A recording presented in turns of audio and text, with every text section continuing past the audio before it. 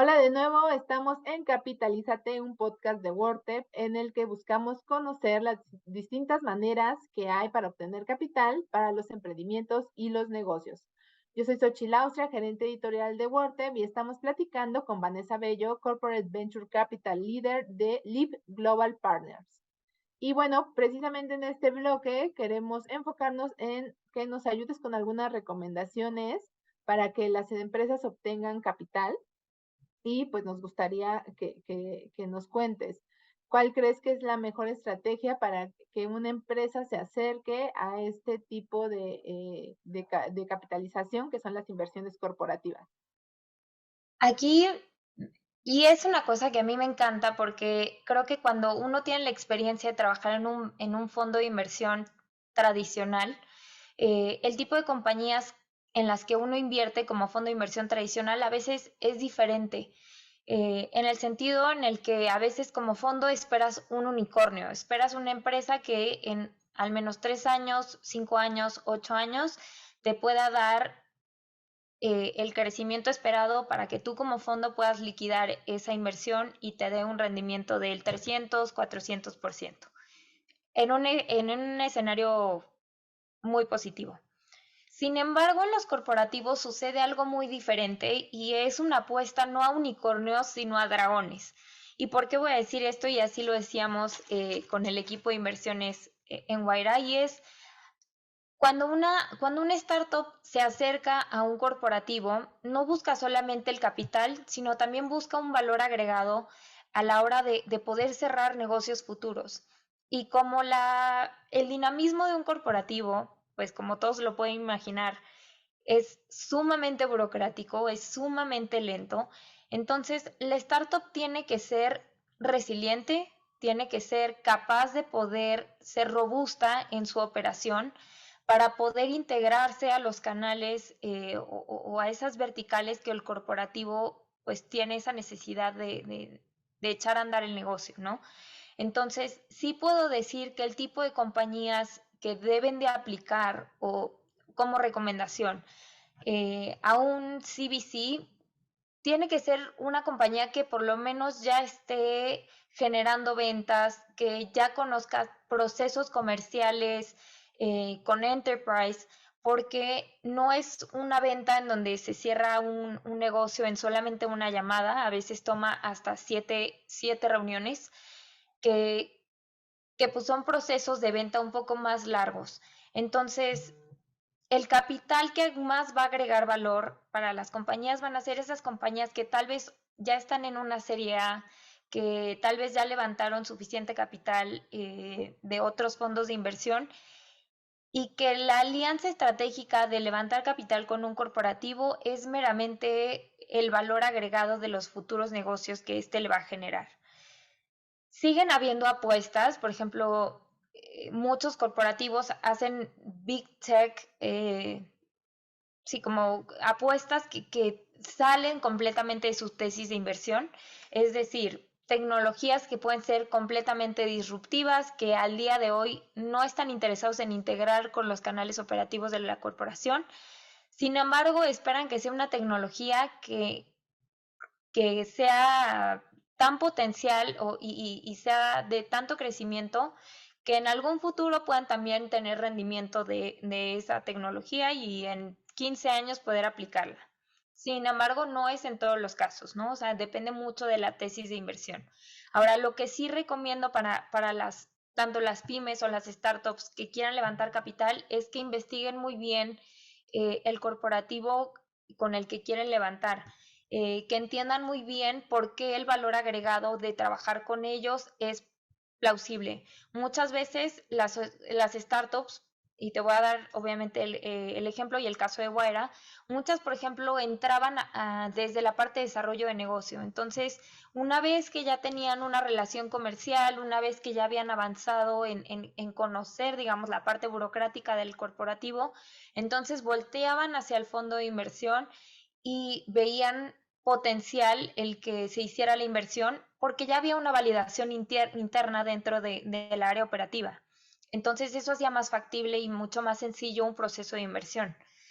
Sin embargo, había otras compañías que entraban directamente por el brazo de levantamiento de capital y que en un segundo momento se intentaban integrar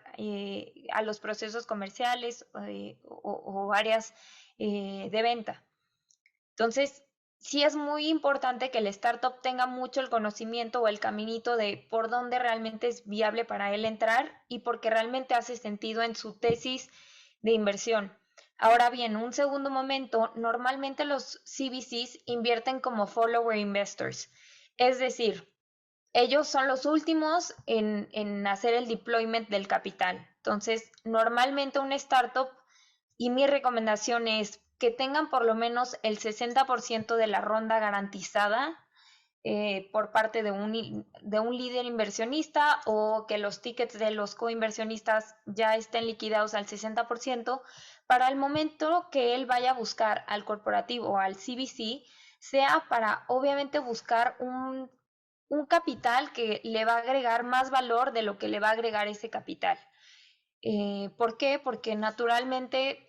pues eso es lo que el corporativo va a querer, una compañía que ya esté mucho más estable, que con el capital que ya levantó pueda solventar sus operaciones para los procesos tan largos en los que se va a haber visto involucrado con el corporativo. Entonces, eso va a ayudar mucho y le va a dar también como solvencia a la compañía.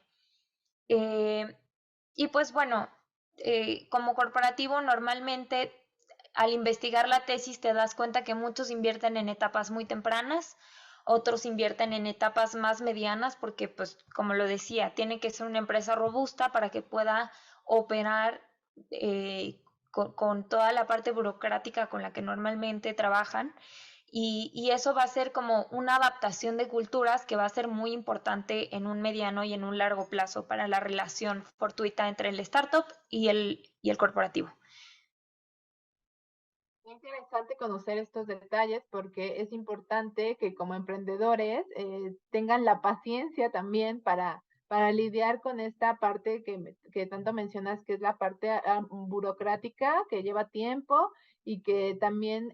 para crear una relación, pues no es en dos, tres llamadas, ¿no? Hay que formarla, hay que también entender los procesos que tiene un corporativo que por su tamaño los tiene, pero bueno, no hay que perder la paciencia cuando se mete uno en este tipo de capitalización, porque al final la recompensa también es importante, ¿no? Nos gustaría ahora que nos cuentes, que estás ahora en Leap Global Partners, un poquito, si nos puedes hablar de cómo funciona en específico este modelo de negocio de Corporate Venture Capital. Sí, pues ahí ha sido un proceso muy interesante porque ha sido acompañar tanto a family offices como también a otros corporativos que están invertidos, que hoy día tienen su línea de innovación abierta instaurada y que de alguna manera su inversión en el fondo ha sido para poder seguir accediendo a pipeline en lugares, por ejemplo, te voy a dar un caso, el caso de Bank of America de alguna u otra manera puede seguir accediendo a pipeline en el resto de América Latina, a la innovación y a la oportunidad que tal vez en mercados mucho más desarrollados como el de Estados Unidos ya están muy saturados y en América Latina pues obviamente con toda la ola fintech pues sigue siendo una tierra fértil para seguir viendo oportunidades, para seguir desarrollando un ecosistema y una infraestructura bancaria de pagos pues muchísimo más robusta. Entonces, lo que hacemos en Leap principalmente es poder conectar a estas oportunidades con esas áreas de desarrollo de negocio. Es constantemente buscar dentro de las áreas de Open Innovation qué hay en las necesidades dentro, por ejemplo, con el CFO de Grupo Coppel, entender cuáles son esas partes que hoy están doliendo en la operación y que de alguna manera buscar compañías allá afuera que tengan innovación y que le puedan ayudar al corporativo a diversificar su cartera de productos, lo pueden hacer a través de nosotros como su brazo, pues tanto de inversión como de acceso a esa innovación. En un segundo momento tenemos un modelo que es como este CVC as a Service. Entonces, muchas veces para un corporativo poder constituir un fondo de inversión, traer un equipo que ya tenga el know-how, el conocimiento, que tenga las habilidades para conectar con el ecosistema emprendedor, pues les puede demorar entre 5 y hasta 10 años. Y aquí va a ser, y es clave el entender por qué es tan importante que un CVC pueda generar rendimientos en los primeros 5 años. Y es porque al día de hoy, y entendiendo, por ejemplo, eh, pues la genética de un corporativo mexicano, la única manera en la que de manera tradicional entendemos la innovación es o generamos más ventas o disminuimos los costos. Entonces, al tener estos pensamientos tan tradicionales, dificulta a un líder de innovación a poder o marcar como esta pauta de long run, ¿no? ¿Por qué? Porque yo como fondo de inversión tengo exits y tengo desarrollo de negocios en el tercero o en el quinto año. Y a veces para un corporativo es muy difícil ver, ¿no? O tener como este salto de fe de esperar ver la innovación en su propia genética operativa en 3 años. Entonces, regresando al punto, es importante que hoy las áreas de CBC, y por eso creamos el CBC as a Service, porque les acortamos ese tiempo de vida en el que el corporativo empieza a ver el cambio positivo en la innovación. Entonces, en vez de que les demore 10 años, 8 años en empezar a tener rendimiento sobre las inversiones, en empezar a darse cuenta cuáles startups son suficientemente robustas para ser integradas con los canales de distribución internos, en lo que ellos se dan cuenta, nosotros les ayudamos y les acortamos ese periodo de vida para que lo empiecen a ver desde el año 3. Entonces, hemos hecho este modelo, ha sido muy funcional porque acompañamos mucho al área de innovación de todo el corporativo para no solamente entender su ADN, cuáles son pues, la cartera de productos que hoy ellos ofrecen, vislumbrar un poco la siguiente generación, hacia dónde quiere irse incursionando, para entonces poder hacer una validación o este pivot de funciona o no funciona de una forma mucho más acelerada y que tengan casos de éxito en el año 3. Y así el área de CBC pueda ser funcional y pueda permanecer dentro del área operativa de todo el corporativo y que no lo eliminen porque no está generando pues un ingreso para la corporación. Claro. Oye, qué interesante todo este proceso, o sea, que los corporativos necesiten hasta 8 años para ver como los beneficios de la inversión, es como, suena bastante rudo, pero en realidad, pues sí, la innovación lleva su tiempo. Y bueno, ahorita nos hablabas un poquito de